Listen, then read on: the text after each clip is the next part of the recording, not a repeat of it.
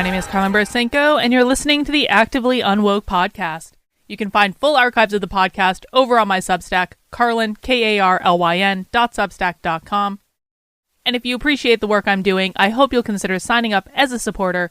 For $8 a month, $80 a year, I am completely 100% grassroots funded by you. This content cannot be created without you, and so I really appreciate the help. Just this morning, Kamala Harris named Tim Walz, the governor of Minnesota, her vice presidential running mate, and social media exploded with these ideas that he's a socialist. So is he? Is he really? And this actually aligns perfectly with an article that I just posted as a part of the re-education series over on the Substack. The re-education series is essentially going back to basics to help people really understand the far left and who they are and what they believe, based on the last 3.5 years that I've spent deep diving into far left trainings and classes and courses and going undercover at their events. And I'm basically trying to download all the knowledge I have to you so that you can learn how to identify the far left when they show up. You can hinge back into reality amidst a world of conservative propaganda with what's actually going on, because if we don't know our enemy, we can't defeat them. And just yesterday over on the Substack, I posted re-education number 1 called "The Real Threat Isn't the Democrats: Exposing the True Marxist Left." And then today, it's almost as though fate intervened and said, here is a Democrat that kind of looks like a socialist, Carlin, but are they really? Is Tim Walz really a socialist? I mean, I went inside the White Dudes for Harris organizing call last week. I watched all 3.5 hours of it. It was awful. You can find the whole thing on my YouTube and Rumble channels if you feel like suffering through it. But it was awful, and I don't recommend it unless you have a lot of alcohol with you. Anyway, in that call, Tim Walz was one of the speakers, and he said something like, one person's socialism is just another person's neighborliness. And I remember that was the moment in the call where I was like, what? We finally got our socialist clip in this White Dudes for Harris call, because most of the call was actually just pretty bland kind of Democrat organizing rhetoric. And when I watch the far left, their rhetoric is so much more insane than anything you hear on these Democrat organizing calls. And that's actually the point of this re-education article, explaining that Democrats and socialists are not the same thing.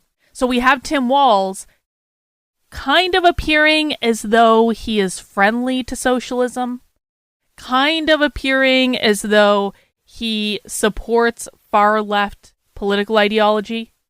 He's the governor of Minnesota. He was the governor during the riots of 2020 when Black Lives Matter literally burned down the city of Minneapolis. There are interviews with his wife in which his wife is saying, I could smell the tires burning, and I left the windows open as long as I could to really take in the moment because that was important. So kind of savoring that moment of Black Lives Matter burning down Minneapolis. Minnesota in general is a very far left state, and he has been overseeing it for a really long time. And so it does kind of make sense that conservatives and Trump supporters would come out and say, Tim Walz is a socialist, and this is proof that Kamala Harris is a communist, and this is a communist Democratic Party ticket. I completely understand why people have that perspective. We'll be talking more about Kamala Harris when we get into a discussion about equity a little bit later on in the re-education series. But for right now, I want to focus on this question. Is Tim Walz actually a socialist, or is he kind of more of a Democrat useful idiot that happens to live in a socialist state? And so to answer this question, I want to start by reading the article that I wrote, and you can find this article in the show notes. I'll put a link to it.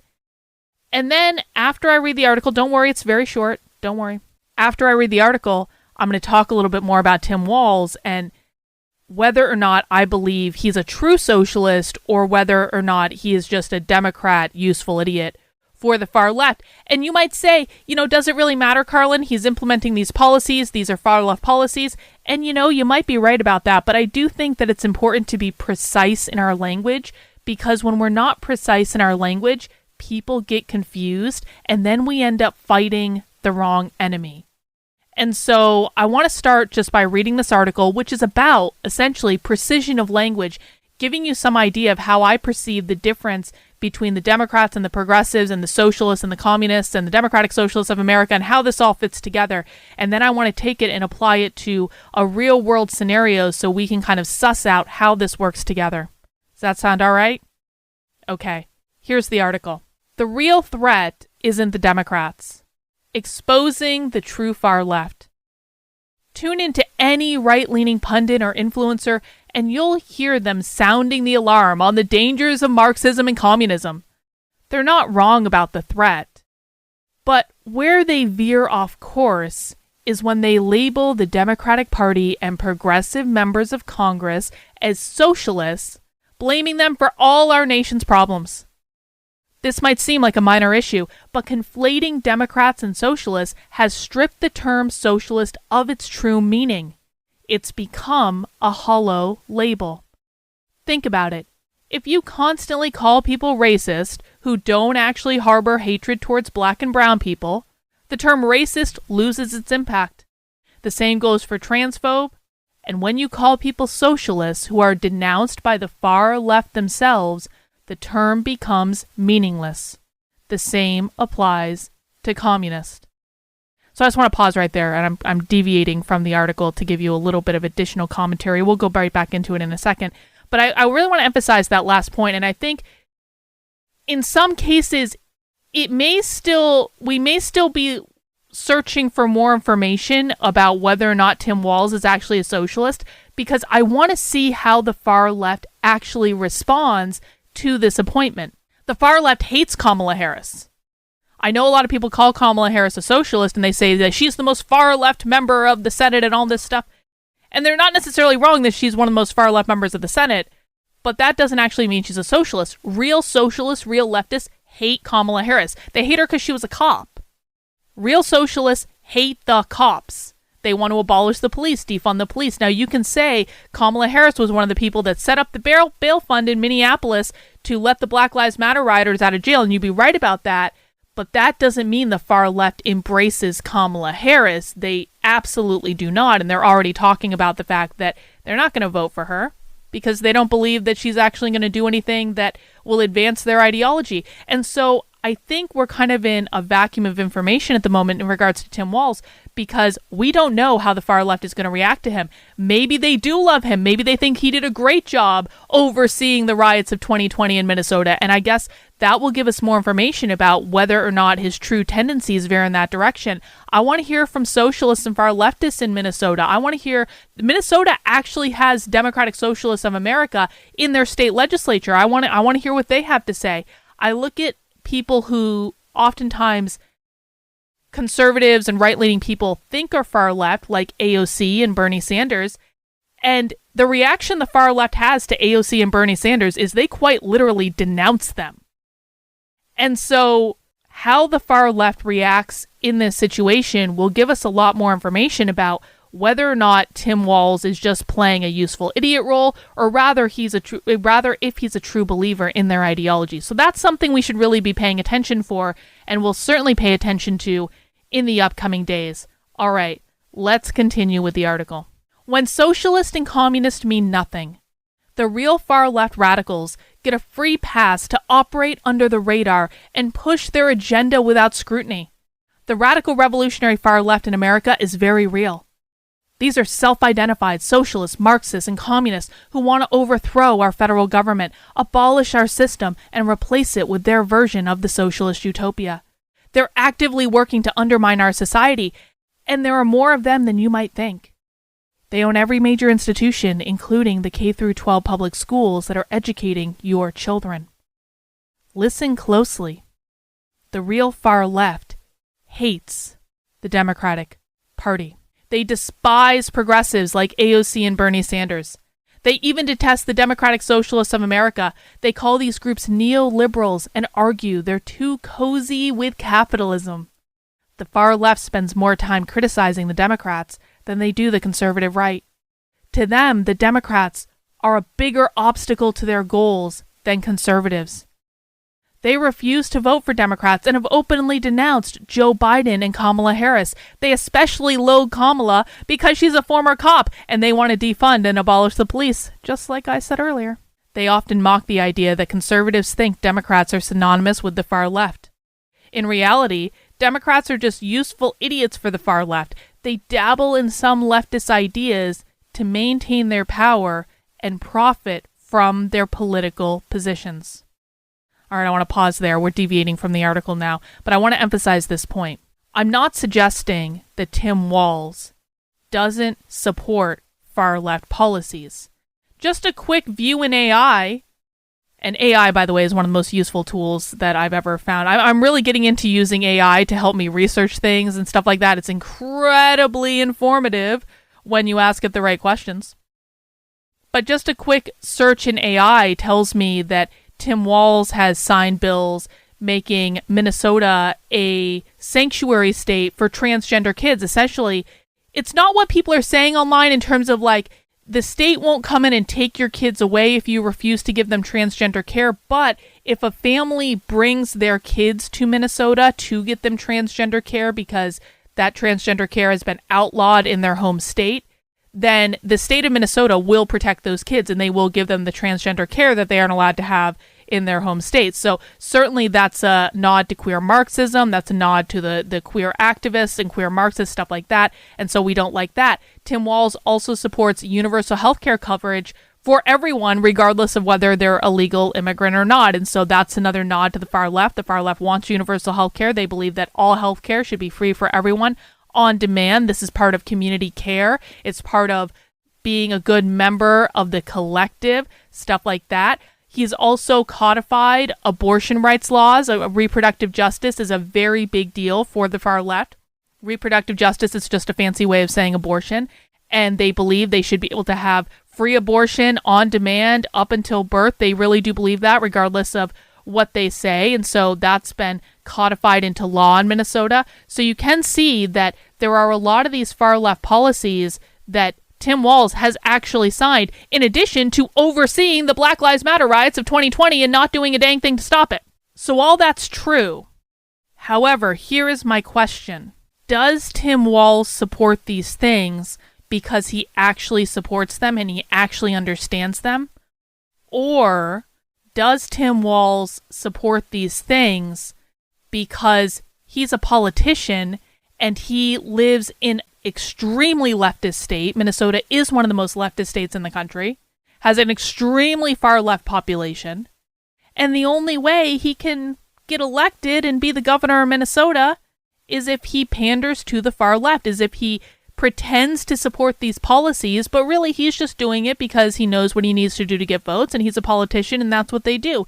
And again, some might say this distinction isn't important, but I actually think it is important because there is a difference fundamentally between true believers and useful idiots. There just is. And I think we can say that the policies that he enacts are absolutely pushing the agenda more far left. But does that mean he's a true believer in those policies, or does that mean he's pandering to get votes? And you might say that it doesn't matter either way, and maybe functionally it doesn't in terms of the ultimate outcome. But if you take Tim Walz and you put him in a different circumstance, like the vice presidency, where he doesn't need to pander as much to a far left political ideology, because the Democratic Party does not pander to a far left political ideology. This is part of why socialists hate them so much. It's like socialists advance these crazy far left ideas, and maybe some of them trickle down into the Democratic Party, but they get really watered down on their way there. So the policies that the Democrats implement ultimately are just very kind of light versions of what socialists want. It's maybe like 10%, 15%, 20% of what socialists actually want. And that's not to say they're good. That's not to say it's a positive thing. That's not to say I support those policies. But I think we need to acknowledge that there is a big difference between a socialist getting 10 to 20% of what they want and a socialist getting 100% of what they want. That's what we're talking about. Is Tim Walz someone that if you take him out of the need to pander to a far left political apparatus, is he going to give the far left 10% of what they want, or is he going to keep giving them 100% of what they want? Because if you put him in a different context where he doesn't need to kiss the asses of these people in order to get elected, he might behave differently. He is an old white man. I don't think we can discount that. He is an old white man. And although there are certainly old white male socialists, and maybe we'll see information come out about him being raised in a far left family, maybe we'll see information coming out about his own far left activism, all that's potentially possible. I have not done a deep dive into him yet, so I could be surprised with that information. But typically, old white male politicians are more pandering than they are true believers. So I guess we'll see. Anyway, back to the article. The confusion stems from the fact that far-left revolutionary socialists are the origin of the insane cultural ideas the Democratic Party sometimes embraces. However, the Democrats push watered-down, light versions of these far-left concepts. The policies people despise aren't the brainchildren of the Democrats or even of the progressives. They originate from the radical left. Yet conservative influencers eager to rile up their audiences and boost their income blur the lines. It benefits them to paint a picture of Republicans saving the world from the evil socialist Democrats. This narrative raises funds and generates clicks, but also confuses millions of listeners who genuinely fear the far left, distracting them from the real threat. Let's be clear. The real enemy is far more dangerous than the Democrats, and most people aren't even aware that they exist. If we don't identify our true adversary, we can never defeat them. So let's stop calling Democrats socialists. Every time you do, you weaken your own position and strengthen the real threat. Let's focus on the true danger at hand. That's the end of the article, and I said I was going to do my analysis after the article, but I've kind of done my analysis as I was reading the article, so maybe I just have a couple more things to say. Again, I think it is very important that we are nuanced in this and that we are very precise in our language, and that we make sure that when something is not a socialist, we're not calling it that just to score political points.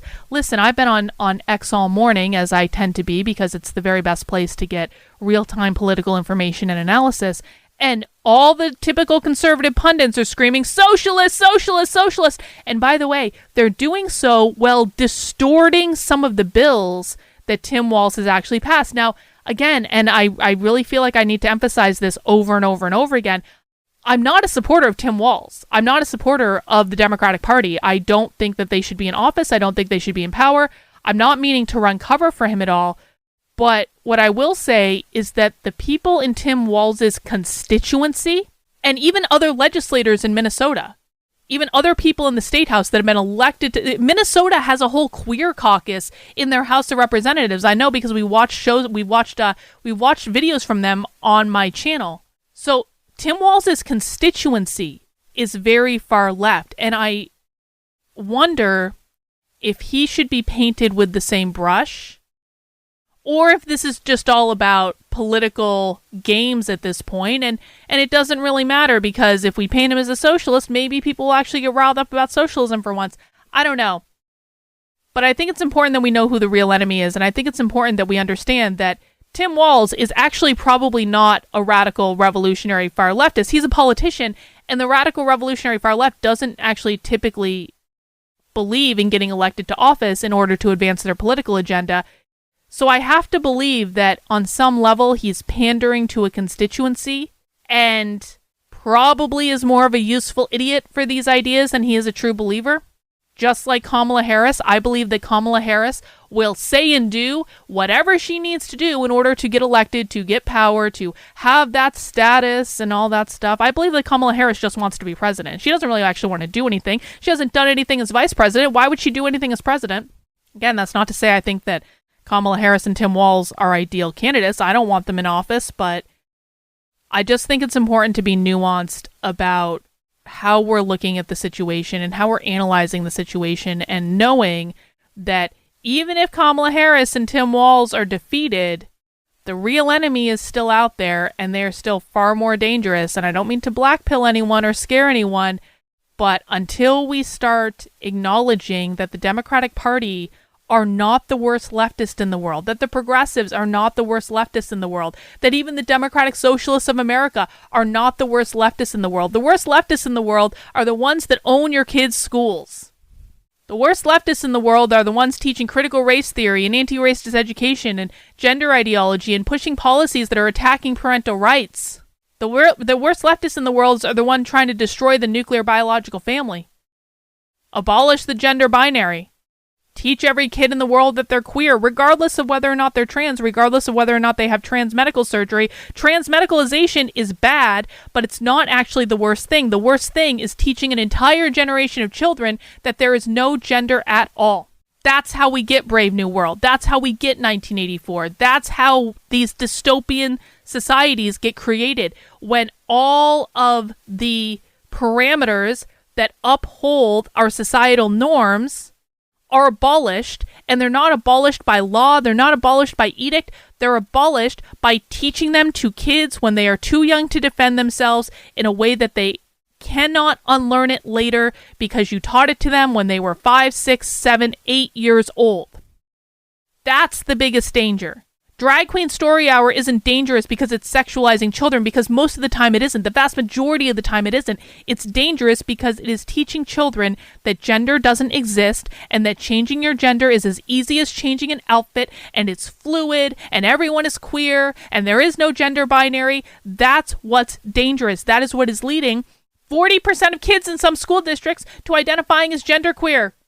You might say, oh, they're going to grow out of it. Well, I mean, you don't easily grow out of something that you learned before you were 8 years old, because that's how the brain develops. Our brain is such that anything we learn before we're 8 years old is pretty much cemented in there, and it kind of takes an act of God in order to change it, and that's the situation that we're dealing with. So this might seem like a nitpicky point. I get it. People think I'm nitpicking when I say that Democrats and socialists are not the same thing. But if you think your biggest enemy is the Democratic Party, you're probably ignoring who the real enemy is and what the real enemy is doing, and what the real enemy is doing is far more dangerous than what the Democratic Party is doing. And you might say, oh, Carl, we can do both at the same time. We can walk and chew gum. Well, listen, man, I've been in the political space for 4.5 years now, which I know is not as long as many people. But what I have definitely seen in the last 4.5 years is that every single time someone tells me, we can do both, we can walk and chew gum, they absolutely cannot, and they do not. And they focus on one thing and complaining about one thing while saying they're focusing on everything, but they actually don't. They just focus and complain about that one thing, while the real problem gets bigger and bigger and bigger and more pronounced, and it's just ignored because everyone's just complaining about the Democrats being socialist, when in fact, the real socialists are way, way, way worse. Anyway, I'll leave the pontifications there. If you want to access the re-education series, you can find Re-Education #1, The Real Threat Isn't the Democrats, Exposing the True Marxist Left. You can find that in the show notes. You can also find it over on the Substack, Carlyn, KARLYN.substack.com. Just click on, if it's not on the homepage when you visit, just click on the Woke 101 series at the top, and you will find a re-education introduction pinned to the top of the page, and you can click into that. And if you scroll all the way down the bottom, you can find the full list of re-education articles. Just to make it easy, you can also just do a search for it. Whatever works for you, whatever's clever.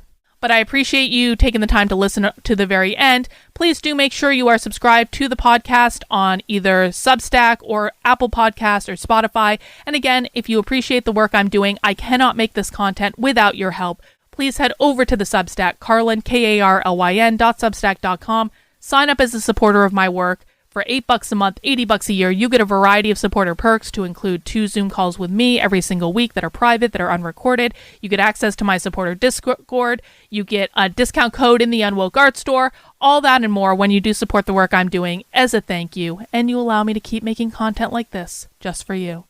I appreciate it. I'll see you again soon.